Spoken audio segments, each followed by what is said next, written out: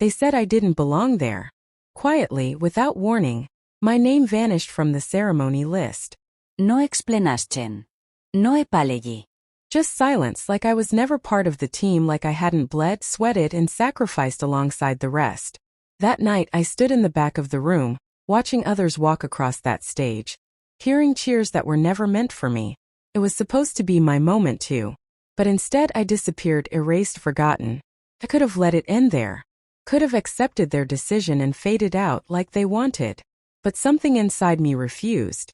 Not because I needed their recognition, but because I knew I had earned it. Every hardship, every mission, every scar told a story they couldn't erase. So I left that room quietly, but I didn't leave defeated. I started over, not to prove them wrong, but to prove to myself that I was more than their approval. Years passed. While they moved on, I kept moving forward. I rose through the ranks, not with loud declarations, but with quiet, relentless work. And eventually, I wore the 4 stars they thought I'd never touch. I stood taller, not out of pride, but because I carried every moment of silence, every skipped name, every ignored salute. Then came the day I returned, not out of revenge, but out of purpose. The same hall, the same faces, but this time they couldn't look away. This time the silence was theirs. I didn't need to speak. The stars on my chest did all the talking. But just when I thought I was done with the past, something happened that shook everything again. Something I never saw coming. And that's when I realized the story wasn't over yet. The room went quiet when I walked in. Not the kind of quiet that comes from respect, but the kind that's laced with discomfort, like they didn't know what to say or how to react. Some looked away. Others gave stiff nods. A few stared, trying to figure out how someone they once overlooked now wore the stars they never thought I'd earn. I didn't need their validation. I just needed to walk through that door as myself, carrying everything I'd been through. What they didn't know was how deep the wound went. It wasn't just about being erased from that ceremony. It was about years of being told I wasn't enough. Too quiet, too different, not the right fit. I kept showing up, doing my job better than most, but it never seemed to be enough for them. Every time promotions came around, I'd hear the same empty phrases. You're doing great, just keep at it. But I knew the decisions were made long before I ever stepped into those rooms. What they also didn't know was the cost of those stars. The nights I didn't sleep. The battles no one clapped for. The missions that almost broke me. The people I lost. And the one letter I received, unsigned, no return address. After the ceremony I was erased from. Simply said, you were never supposed to be there. I kept that letter hidden for years, unsure of who sent it or why. But now, standing in that hall again, I felt the weight of everything pressing in. And just as I started to believe this return would bring closure, a familiar face stepped out of the crowd. Someone I hadn't seen in years. The one person who might have known the truth behind it all. And the silence that followed said more than words ever could. He hadn't changed much. Still carried himself with that same calm confidence. Like nothing ever touched him. Like he was always 5 steps ahead. His name was Colonel Rains. Back then, he was the one calling the shots behind closed doors, the one everyone respected without question. But he was also the one who barely acknowledged me during those early years, no matter how well I performed. Seeing him now brought back a storm of memories. Especially the last conversation we had. Right before everything fell apart. He walked up, stopped just short of speaking, and gave me a look that wasn't quite surprise but something close. Didn't expect to see you here, he said. His voice was even, but there was something underneath, hesitation, maybe even guilt. I kept my expression still, but inside my mind was racing. What did he know? Had he been part of it, the decision to cut me out, to keep me invisible? Or was he just another face in a system that made it too easy to erase people like me? I thought about the others from those early days. Some had disappeared quietly, some had left bitter. Some were still stuck in the same roles they'd been in for years, despite everything they'd given. It wasn't just me. There was a pattern, unspoken but clear. And maybe that was the real reason they didn't want me at the ceremony. I didn't just remind them of someone they'd overlooked. I reminded them of a system they helped protect. Rains looked like he wanted to say more, but he didn't. Instead, he handed me a folded piece of paper. You'll want to read this, he said, then walked away. I held the paper in my hand, unsure if I was ready. But I knew whatever was inside, it would change everything. My fingers tightened around the paper, heart thudding like it knew something my mind didn't yet. I waited until I was alone in the hallway, where no one could read my reaction. The folded page was thin, plain, but it felt heavier than anything I'd carried in years. I opened it slowly. The writing was neat, deliberate. Just a few lines, but they hit like a punch to the chest. You were removed to protect a name. Not yours. I read it again, trying to make sense of it. The rest of the message hinted at records sealed, decisions made without review, and a cover-up buried deeper than I ever imagined. It wasn't about my performance. It was never about me at all. Someone higher up, someone untouchable, had something to lose, and I was the easy one to push aside. The room started spinning slightly as I connected the dots. Faces and conversations from years ago resurfaced. The closed-door meeting where no one made eye contact. The strange shift in behavior from my CO.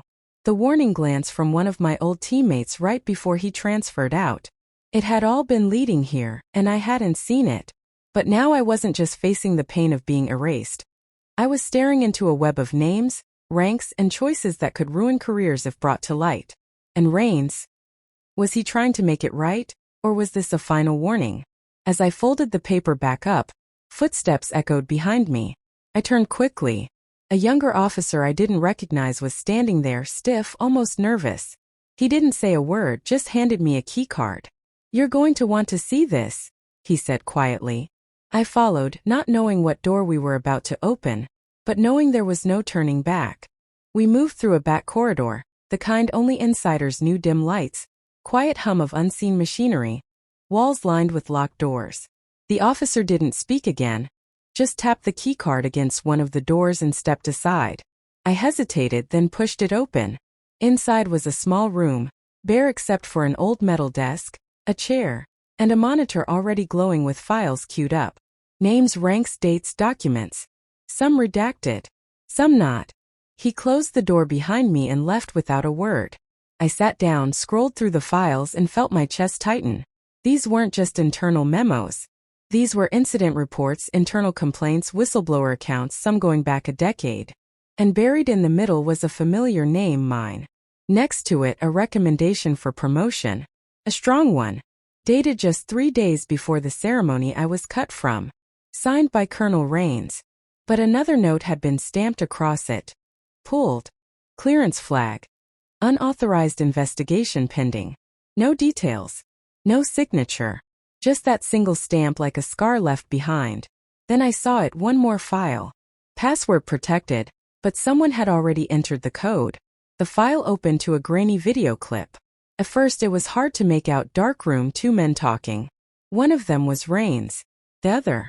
I froze. It was someone who had since risen to one of the highest positions in the command chain. He was the one I'd always suspected but never had proof. Until now. And just as the video started to play clearer, the monitor went black. Power cut. The door behind me clicked. Locked. That's when I realized this wasn't just about the past anymore. Someone knew I was here. And they weren't going to let me walk out with the truth. I stood up fast, heart pounding, eyes adjusting to the dark. The silence in that locked room was louder than any alarm. I reached for my phone, but it had no signal, jammed. They knew exactly where I was and they'd planned this. But what they hadn't planned was that I'd copied the video file to the portable drive in my pocket the moment I opened it. I didn't have the full clip, but I had enough. Footsteps approached outside. Slow, steady. Someone inserted a key, turned it halfway, then paused, like they were waiting for me to panic. I didn't. I slipped the drive inside the sole of my boot, where I'd hollowed out a space years ago during deployments. Old habits. I stepped back and waited. The door opened. Rains. He looked at me, expression unreadable, and shut the door behind him.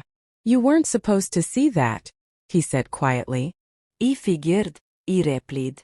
He walked to the desk, flipped the monitor back on. Static.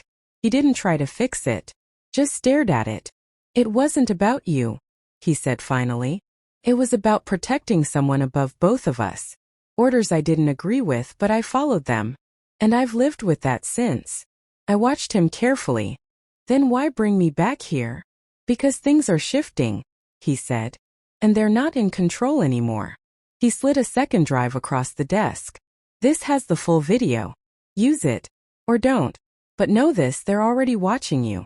You've crossed a line you can't walk back from. I took the drive, unsure whether to trust him. Then he said something I didn't expect. You weren't the only one they erased. Your name was just first. That's when it hit me. This wasn't just my story. It was the beginning of something much bigger. I walked out of that room with both drives in my boot and 1,000 thoughts in my head. The air felt different now. Not just heavy with the truth, but charged with purpose. I didn't run. I didn't hide. I did what I had trained myself to do over the years. I moved forward with quiet precision and steady resolve. Over the next few weeks, I started connecting the dots. Cross-checking names, verifying the erased records, reaching out to a few others who had also vanished from ceremonies, from rosters, from recognition. One by one, they shared their stories, each different, but all carrying the same pattern of silence, of being overlooked, of being pushed out to protect someone else's rise. I didn't go public. Not at first. I brought the truth to the right people, the few I trusted, the few still left who believed in integrity over politics. Investigations opened. Names were questioned. And while some tried to cover their tracks, the truth had already taken root. Colonel Rains disappeared shortly after. No press release. No goodbye. Just gone. But the second drive he gave me did more than expose a hidden truth. It sparked a quiet revolution. Promotions were reviewed. Ceremonies reevaluated. And people started asking questions that should have been asked long ago. As for me, I didn't return for applause or a stage. I returned because I knew I had something to stand for. Something bigger than myself. The 4 stars on my uniform didn't erase the past, but they became a symbol of what happens when you don't give up, even when the system tries to erase you. And maybe that's the point of this whole story. Not revenge. Not recognition. Just the reminder that even in silence, your story still matters. And sometimes the return is louder than the fall.